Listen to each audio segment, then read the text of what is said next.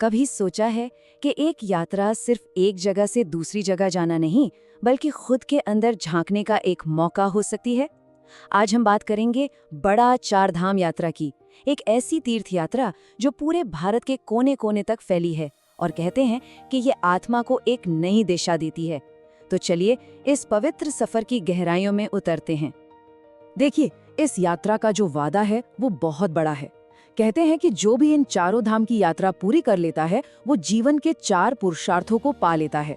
ये पुरुषार्थ हैं धर्म यानी सही तरीके से जीना, अर्थ यानी समृद्धि, काम यानी इच्छाएं और आखिर में मोक्ष यानी जन्म मृत्यु के चक्र से मुक्ति। तो ये सिर्फ घूमना नहीं है, ये तो जिंदगी जीने का एक पूरा फलसफा है। तो ये 4 धाम आखिर है क्या? इसका सीधा सा मतलब है 4 निवास या 4 घर। आप ऐसा सोचिए कि भारत एक बहुत बड़ा आध्यात्मिक कंपास है और ये 4 पवित्र स्थल इसकी चारों दिशाओं में बसे हुए हैं, पूरब, पश्चिम, उत्तर और दक्षिण। परंपरा के हिसाब से ये यात्रा पूरब से शुरू होती है और फिर समंदर के किनारे किनारे दक्षिण की तरफ बढ़ती है। तो चलिए हम भी इसी रास्ते पर चलते हैं और अपने पहले 2 धामों को जानते हैं। हमारा पहला पड़ाव है पूरब में बसा पुरी, जो भगवान जगन्नाथ का घर माना जाता है। जरा सोचिए, यहाँ बंगाल की खाड़ी की लहरें मंदिर की प्राचीन दीवारों से टकराती हैं और हवा में एक अलग ही तरह की आध्यात्मिकता घुली होती है। पुरी में करने और महसूस करने के लिए बहुत कुछ है। जगन्नाथ मंदिर में दर्शन होते हैं, फिर मंदिर की विशाल रसोई में बना वो पवित्र महाप्रसाद चखने का मौका मिलता है और शाम को बंगाल की खाड़ी पर डूबते सूरज को देखना वो एक अलग ही सुकून देता है। और हाँ, पास में ही शानदार कोणार्क सूर्य मंदिर भी है जिसे देखना तो बनता है। पुरी से हमारा सफर दक्षिण की ओर रामेश्वरम पहुंचता है। ये एक पवित्र द्वीप है जो भारत की मुख्य भूमि से मशहूर पंबन ब्रिज के जरिए जुड़ा हुआ है।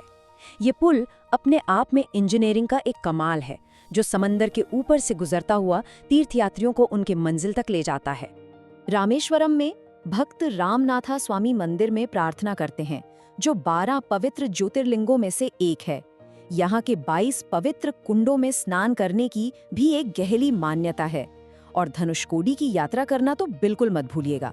ये वही रहस्यमयी जगह है जहाँ से कहते हैं कि भगवान राम ने लंका तक अपना पुल बनाया था। चलिए अब यात्रा के दूसरे हिस्से पर चलते हैं। अब हम पूर्वी तट से पश्चिमी तट की ओर बढ़ेंगे और फिर आखिर में हिमालय की ऊंचाइयों की तरफ चढ़ाई करेंगे। ये यात्रा का वो हिस्सा है जहां नज़ारे और आध्यात्मिकता दोनों ही एक नया मोड़ लेते हैं। हमारा तीसरा कोना हमें पश्चिम में द्वारका ले जाता है। अरब सागर के किनारे बसा ये प्राचीन शहर भगवान कृष्ण का पौराणिक राज्य माना जाता है। यहाँ पहुंचकर ऐसा लगता है मानो आज भी यहाँ की हवा में उनकी बांसुरी की धुन गूंज रही हो। द्वारका में आप भव्य द्वारकाधीश मंदिर में दर्शन करते हैं, नागेश्वर ज्योतिर्लिंग की यात्रा करते हैं और गोमती घाट पर शाम की आरती की दिव्य ऊर्जा को महसूस करते हैं।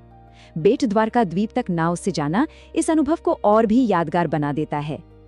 और अब यात्रा का आखिरी और सबसे चुनौतीपूर्ण पड़ाव, उत्तर में बद्रीनाथ।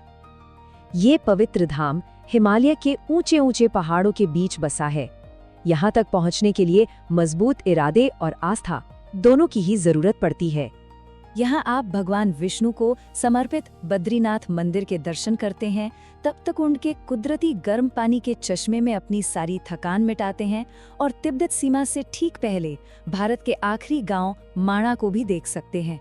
और नर और नारायण पर्वत चोटियों का जो नज़ारा यहाँ से दिखता है वो मन में शांति और हैरानी दोनों भर देता है। अच्छा, ये तो हुई आध्यात्मिक बातें, लेकिन इतनी लंबी यात्रा पर निकलने से पहले कुछ प्रैक्टिकल बातों का ध्यान रखना भी जरूरी है। तो चलिए अब इस यात्रा से जुड़ी कुछ जरूरी बातों पर एक नजर डालते हैं। तो कुछ बातें याद रखने वाली हैं। मंदिरों में हमेशा शालीन कपड़े पहनें, स्थानीय संस्कृति का आदर करें और एक छोटी मोटी मेडिकल किट हमेशा साथ रखें। दूसरी तरफ पवित्र जगहों पर चमड़े की चीजें ले जाने से बचें। ज्यादा ऊंचाई पर स्मोकिंग करना खतरनाक हो सकता है और हाँ, इन खूबसूरत जगहों को साफ रखने में मदद जरूर करें।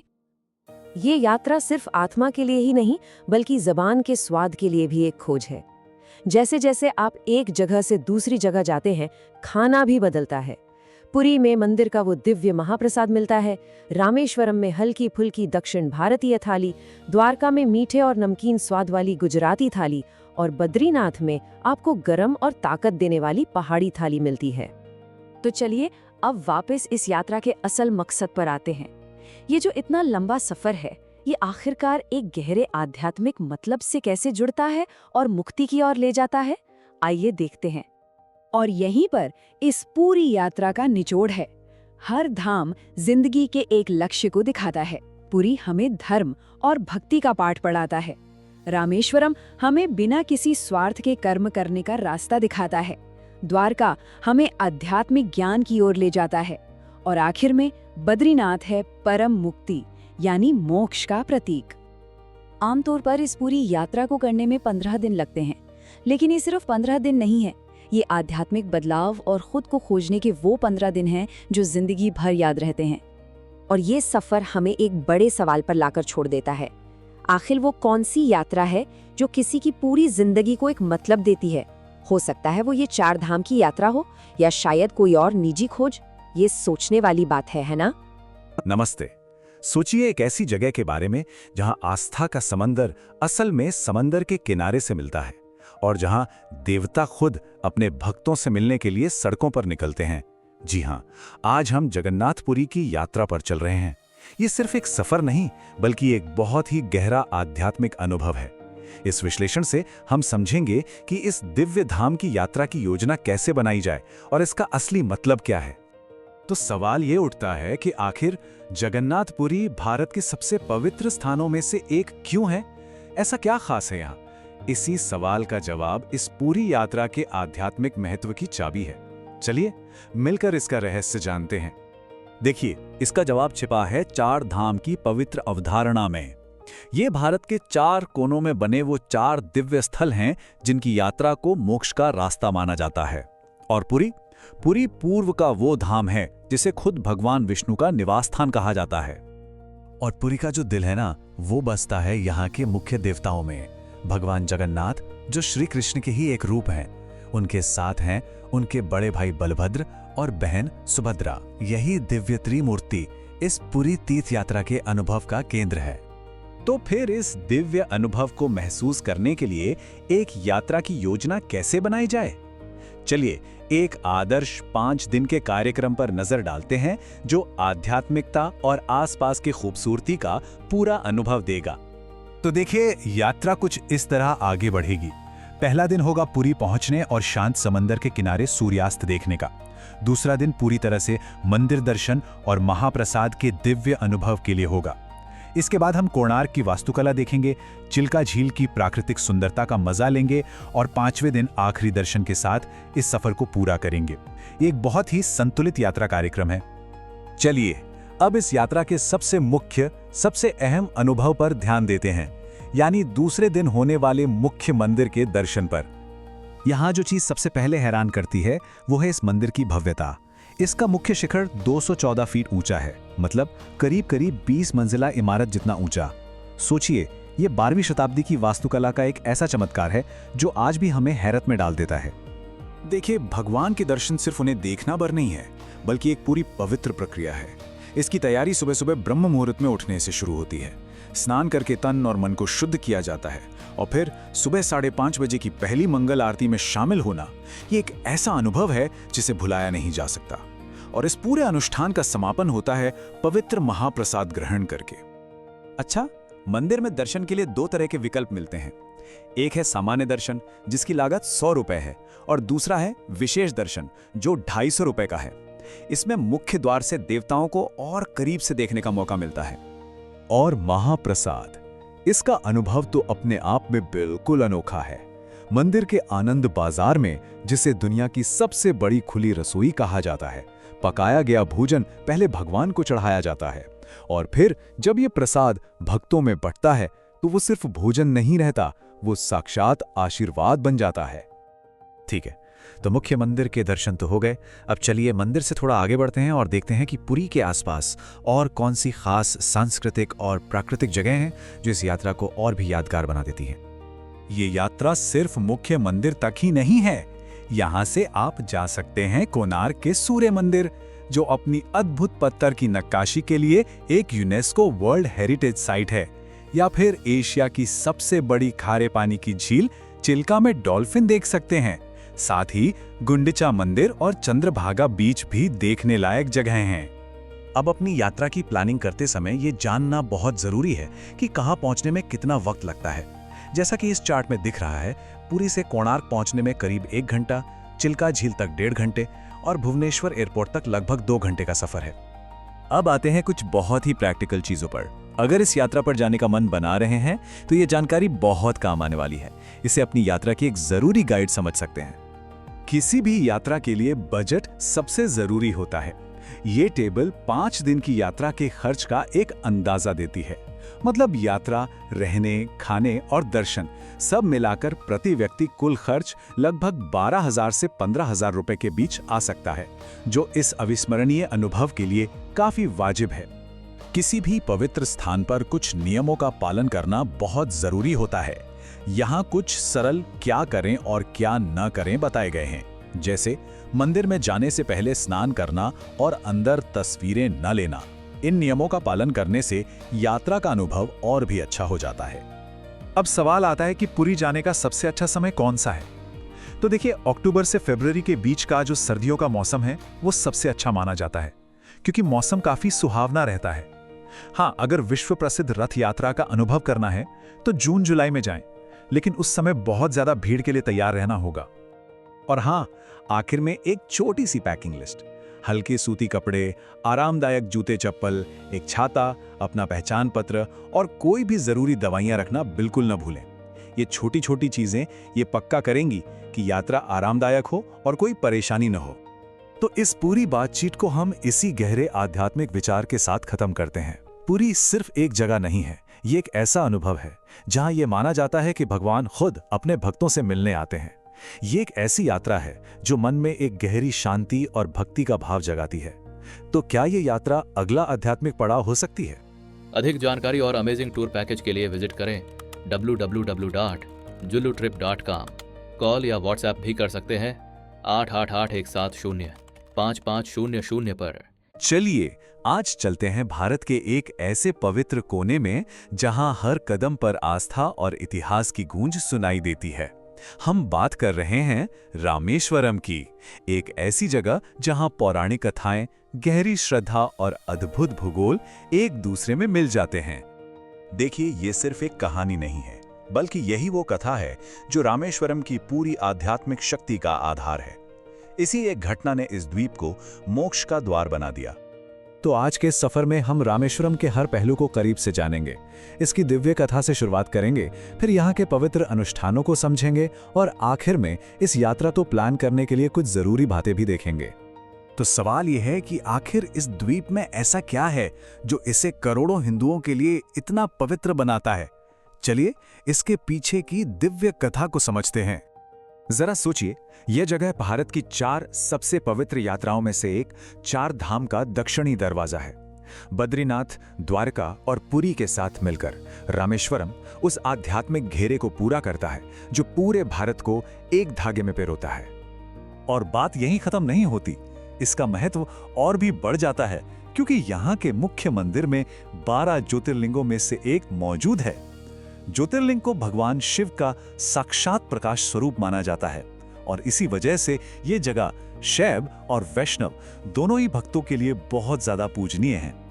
तो इस दिव्य कथा को जानने के बाद अब ये समझते हैं कि एक तीर्थयात्री जब यहाँ आता है तो उसका अनुभव कैसा होता है। यहाँ की यात्रा का सबसे जरूरी हिस्सा है आध्यात्मिक शुद्धि का एक बहुत ही अनोखा 2 स्टेप वाला अनुष्ठान। ये पूरी प्रक्रिया शुरू होती है सुबह सुबह सूरज उगने के साथ समुद्र में एक पवित्र डुबकी से, और इस जगह को कहते हैं अग्नि तीर्थम। समुद्र में पाप धोने के बाद शुद्धि का यह सफर मंदिर के अंदर पहुंचता है।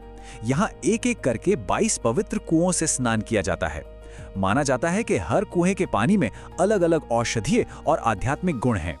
तो ये सिर्फ शारीरिक सफाई नहीं, बल्कि 22 दिव्य गुणों को अपने अंदर बसाने जैसा है। तो एक बार तन और मन से शुद्ध हो जाने के बाद अब रास्ता खुलता है दर्शन का, यानी मुख्य मंदिर और दूसरे जरूरी स्थलों पर देवी देवताओं को देखने का। अब देखिए, मंदिर के गर्भगृह की कहानी तो और भी ज्यादा दिलचस्प है। यहाँ एक नहीं बल्कि 2 शिवलिंग हैं और दोनों के पीछे रामायण का एक ऐसा किस्सा है जो भक्ति और कर्तव्य की एक अद्भुत मिसाल है। पूजा भी पहले हनुमान जी द्वारा लाए गए विश्वलिंगम की होती है और फिर माता सीता द्वारा बनाए गए रामलिंगम की। पर कहानी सिर्फ मुख्य मंदिर तक ही सीमित नहीं है। ये पूरा द्वीप ही चमत्कारों और रहस्यों से भरा हुआ है। यहाँ एक ऐसा मंदिर भी है जहाँ आज भी वो पत्थर रखे हैं जिनके बारे में कहा जाता है कि वो पानी पर तैरते थे और राम सेतु बनाने में इस्तेमाल हुए थे। इन सभी पवित्र जगहों से होते हुए हम पहुंचते हैं द्वीप के उस आखिरी सिरे पर जहां जमीन खत्म होती है और पौराणिक कथाएं हकीकत से जा मिलती हैं। चलिए अब बात करते हैं धनुषकोडी की, एक ऐसी जगह जहां आपको प्रकृति की खूबसूरती, इतिहास की खामोशी और 2 विशाल सागरों का मिलन एक साथ देखने को मिलेगा। कहते हैं यही वो जगह है जहां से भगवान राम ने लंका तक पुल बनाने का हुक्म दिया था। आज भी यहाँ खड़े होकर सूर्योदय देखना ऐसा लगता है मानो हम उसी महाकाव्य के दौर में पहुंच गए हों। तो अगर इन सब बातों को सुनकर इस दिव्य यात्रा पर जाने का मन बन रहा है तो चलिए कुछ जरूरी जानकारी पर भी नजर डाल लेते हैं ताकि ये सफर आसान हो जाए। एक अच्छी सुकून भरी तीर्थ यात्रा के लिए 5 दिन का समय काफी रहता है और इसकी शुरुआत ज्यादातर लोग पास के शहर मदुरै से करते हैं। अगर बजट की बात करें तो 5 दिन की इस यात्रा पर प्रति व्यक्ति करीब 9,000 से 12,000 रुपए का खर्चा आ सकता है। अब देखिए, किसी भी पवित्र जगह पर जाते हैं तो वहां के नियमों और परंपराओं का सम्मान करना बहुत जरूरी हो जाता है।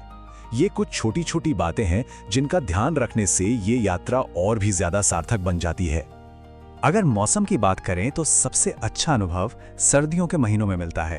अक्टूबर से मार्च के बीच यहाँ का मौसम काफी ठंडा और सुहावना रहता है।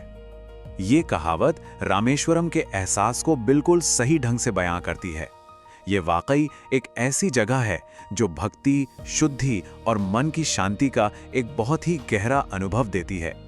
तो आखिर में ये सवाल मन में आता है कि क्या रामेश्वरम सिर्फ एक धार्मिक यात्रा है या फिर ये इतिहास, आस्था और खुद की खोज का एक ऐसा सफर है जो यहाँ आने वाले हर इंसान को एक नया नजरिया देकर जाता है। नमस्ते दोस्तों, स्वागत है आपका। आज हम आपको ले चलने वाले हैं एक ऐसे सफर पर जो वक्त से भी परे है, एक ऐसी जगह जो आस्था का जीता जागता सबूत है। जी हाँ, हम बात कर रहे हैं भगवान कृष्ण के डूबे हुए राज्य द्वारिका की। तो चलिए इस अद्भुत सफर की शुरुआत करते हैं। चलिए इस सफर की नींव इसी एक गहरी बात से रखते हैं। द्वारका सिर्फ एक शहर नहीं है, ये एक संदेश है। धर्म यानी सही काम करना, कर्म यानी बिना किसी स्वार्थ के अपना काम करना, और प्रेम यानी सबके लिए स्नेह। और यही वो आध्यात्मिक सार है जो हर साल लाखों लोगों को यहाँ खींच लाता है, और यही हमारी इस खोज का रास्ता भी दिखाएगा। तो इस तीर्थ यात्रा को सही से समझने के लिए, है ना, सबसे पहले तो इस पवित्र शहर की कहानी जानना जरूरी है। द्वारका सिर्फ नक्शे पे एक जगह नहीं, बल्कि एक जिंदा कहानी है जो आज भी धड़कती है। कहानियों में ऐसा बताया गया है कि भगवान कृष्ण ने मथुरा छोड़ने के बाद गुजरात में अरब सागर के किनारे इस शानदार सोने की नगरी को बसाया था। जरा सोचिए, एक ऐसा शहर जो ईंट पत्थर से नहीं बल्कि एक दिव्य संकल्प से सीधा समुद्र से बाहर आया हो। और इसका महत्व कितना बड़ा है जानते हैं? द्वारका भारत के 4 सबसे पवित्र तीर्थ स्थलों यानी 4 धाम में से एक है। ये पश्चिम का धाम है जिसे आस्था की दुनिया में मोक्ष का दरवाजा माना जाता है। तो चलिए अब उन जगहों पर चलते हैं जो इस यात्रा का दिल हैं, मतलब वो जगह जहां श्रद्धालु उस आध्यात्मिक ऊर्जा को महसूस कर सकते हैं और जहां पहुंचकर इतिहास और आस्था एक हो जाते हैं। इस पूरी यात्रा के आप कह सकते हैं 3 मेन पिलर्स हैं। पहला भव्य द्वारकाधीश मंदिर, दूसरा रहस्यमयी बेट द्वारका द्वीप और तीसरा शक्तिशाली नागेश्वर ज्योतिर्लिंग। यही वो आध्यात्मिक त्रिकोण है जिसे हर तीर्थ यात्री अनुभव करना चाहता है। सबसे पहले बात करते हैं द्वारकाधीश मंदिर की। ये सिर्फ एक मंदिर नहीं बल्कि आर्किटेक्चर का एक जीता जागता कमाल है। सोचिए, 72 खंभों पर टिकी एक 5 मंजिला इमारत जिसका झंडा दिन में 3 बार बदला जाता है और जो सदियों से भगवान कृष्ण की महिमा की कहानी कह रही है। इसके बाद हम चलते हैं भेट द्वारका। माना जाता है कि ये द्वीप भगवान कृष्ण का निजी निवास था। और हाँ, ये वही जगह है जहाँ वो दिल छू लेने वाली कहानी हुई थी, जब कृष्ण अपने गरीब दोस्त सुदामा से मिले थे। ये दोस्ती और भक्ति की एक अमर निशानी है। और हमारा तीसरा पड़ाव है नागेश्वर ज्योतिर्लिंग। ये भारत के 12 पवित्र ज्योतिर्लिंगों में से एक है, जिन्हें भगवान शिव का सबसे शक्तिशाली रूप माना जाता है। तो मतलब द्वारका की यात्रा सिर्फ कृष्ण भक्ति तक ही नहीं रुकती, ये भगवान शिव की भक्ति को भी अपने आप में समेट लेती है। कमाल की बात है ना? ठीक है, तो अब सवाल ये उठता है कि इन सब पवित्र जगहों को देखने का सबसे अच्छा तरीका क्या हो सकता है। चलिए एक 5 दिन का प्लान देखते हैं, जो इस पूरे आध्यात्मिक अनुभव को एक सही दिशा देगा। ये जो प्लान है ना, ये आपको एक बहुत ही बैलेंस्ड एक्सपीरियंस देता है। मतलब कोई जल्दबाजी नहीं। पहले दिन पहुंचकर गोमती घाट की आरती से शुरुआत कीजिए, फिर मुख्य मंदिर के दर्शन और फिर आसपास की पवित्र जगहों की यात्रा।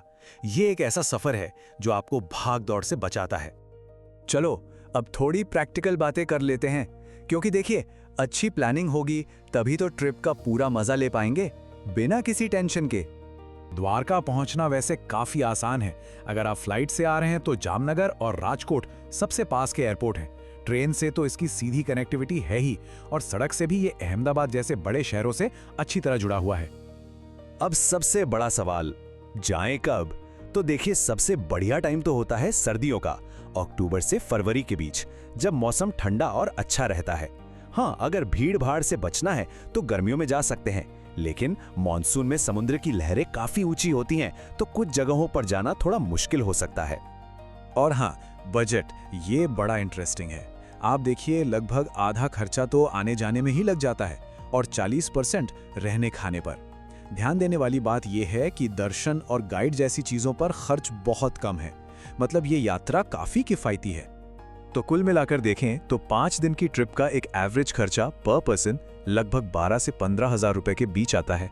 हाँ, ये थोड़ा ऊपर नीचे हो सकता है आपके ट्रैवल स्टाइल के हिसाब से, पर ये आपको प्लानिंग के लिए एक अच्छा आइडिया दे देता है। एक बात जो बहुत जरूरी है वो है वहाँ का शिष्टाचार। मतलब कुछ डूज एंड डोंट्स हैं जिनका ध्यान रखना चाहिए, जैसे मंदिर में जाने से पहले नहाना और अंदर बिल्कुल शांत रहना। और हाँ, अंदर फोटोग्राफी मना है, और चमड़े की चीजें जैसे बेल्ट या वॉलेट पहनकर ना जाएं। ये सब उस जगह के प्रति सम्मान दिखाने का एक तरीका है। और आखिर में एक छोटी सी पैकिंग लिस्ट, बस ये पक्का करने के लिए कि आप कुछ जरूरी चीजें भूल ना जाएं। हल्के सूती कपड़े, धूप से बचने के लिए हैट, सनग्लासेस और अपना पहचान पत्र और चार्जर जैसी जरूरी चीजें जरूर रख लें। इससे आपका सफर काफी आरामदायक रहेगा। तो ठीक है, प्लानिंग हो गई, बजट बन गया, पर अब इन सब चीजों से परे इस यात्रा का असली मतलब क्या है, उसका सार क्या है? जैसा हमने शुरू में भी कहा था, द्वारका जाना सिर्फ घूमना नहीं है। ये असल में एक मौका है धर्म, कर्म और प्रेम के उस गहरे मैसेज से जुड़ने का।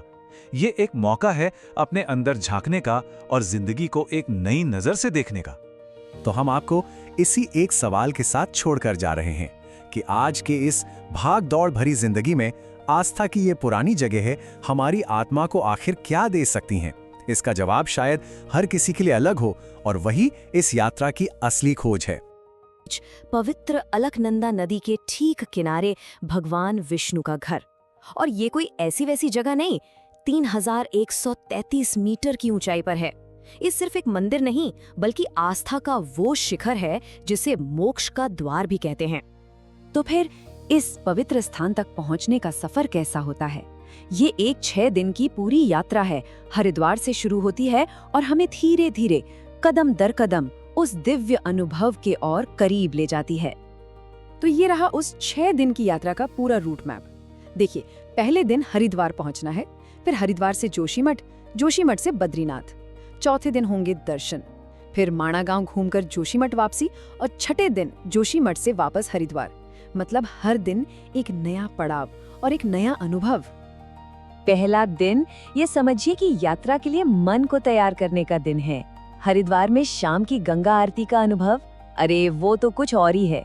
हजारों दियों की रोशनी, गूंजते हुए मंत्र और गंगा की लहरें, बस वहीं से मन इस पवित्र यात्रा के लिए पूरी तरह से तैयार होने लगता है। दूसरे दिन असली चढ़ाई शुरू होती है, पहाड़ों की तरफ। करीब 9 से 10 घंटे का सफर है जोशीमठ तक का, लेकिन रास्ते में देवप्रयाग और रुद्रप्रयाग जैसे पवित्र संगम देखने को मिलते हैं। और देवप्रयाग ये वही जगह है जहां भागीरथी और अलकनंदा मिलकर गंगा बनती हैं। यकीन मानिए, इस संगम को अपनी आंखों से देखना सिर्फ एक खूबसूरत नज़ारा नहीं है, ये एक बहुत ही पावरफुल आध्यात्मिक अनुभव है।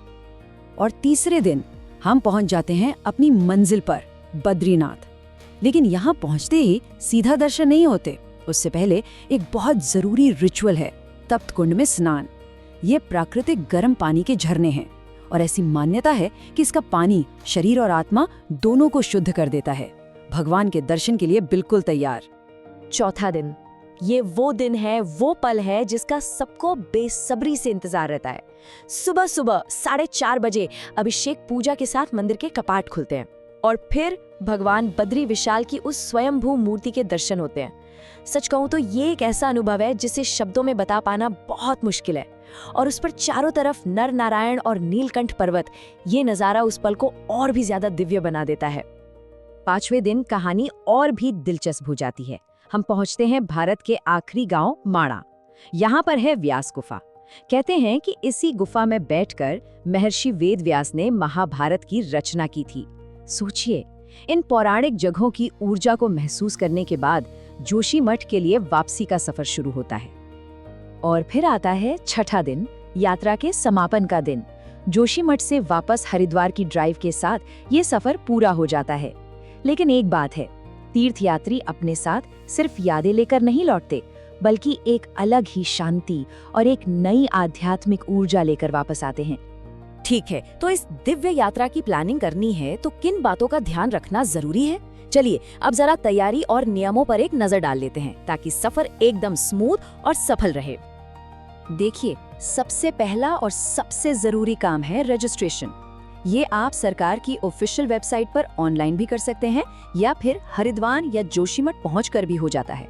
अपने साथ एक फोटो आईडी जैसे आधार कार्ड जरूर रखें। और हाँ, क्योंकि ये हाई एल्टीट्यूड यात्रा है तो हो सकता है आपको एक मेडिकल फिटनेस सर्टिफिकेट की भी जरूरत पड़े। अब आते हैं पैकिंग पर। देखिए, पहाड़ों के मौसम का कोई भरोसा नहीं होता, कभी भी बदल सकता है। तो गर्म कपड़े जैसे स्वेटर, जैकेट, मफलर और एक रेनकोट या पोंचो, ये तो सबसे ज़रूरी है। साथ में अच्छे आरामदायक जूते, एक टॉर्च, पावर बैंक, अपनी पर्सनल दवाइयाँ और सैनिटाइजर भी रख लें। अरे हाँ, और रास्ते के लिए कुछ ड्राई फ्रूट्स या स्नैक्स भी। ये छोटी छोटी चीज़ें सफ़र को बहुत आसान बना देती हैं। अच्छा, इस यात्रा का पूरा अनुभव लेने के लिए कुछ बातों का ध्यान रखना बहुत ज़रूरी है।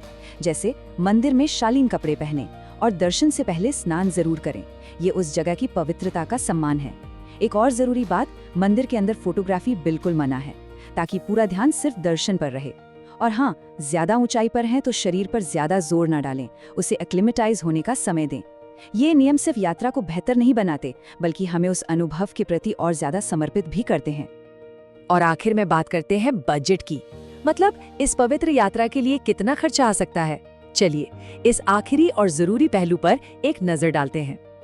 तो यहाँ एक मोटा मोटा हिसाब दिया गया है। अगर हम आने जाने का खर्चा, 5 रातों का होटल और खाना और पूजा पाठ के छोटे मोटे खर्चे मिला ले तो प्रति व्यक्ति लागत करीब करीब 10,000 से 15,000 रुपए तक आ सकती है। हाँ, ये पूरी तरह इस बात पर निर्भर करेगा कि आप कैसी सुविधाएं चुनते हैं। तो अंत में बस यही कहना है कि ये यात्रा सिर्फ कुछ जगहें घूम आने के बारे में नहीं है। ये एक मौका है खुद के अंदर झांकने का, एक आंतरिक बदलाव का। तो एक सवाल के साथ इसे खत्म करते हैं। इस दिव्य अनुभव के बाद क्या जीवन को देखने का नजरिया हमेशा के लिए बदल सकता है? सोचिएगा जरूर। अधिक जानकारी और अमेजिंग टूर पैकेज के लिए विजिट करें www.jullutrip.com। कॉल या व्हाट्सएप भी कर सकते हैं 888-170-5500 पर।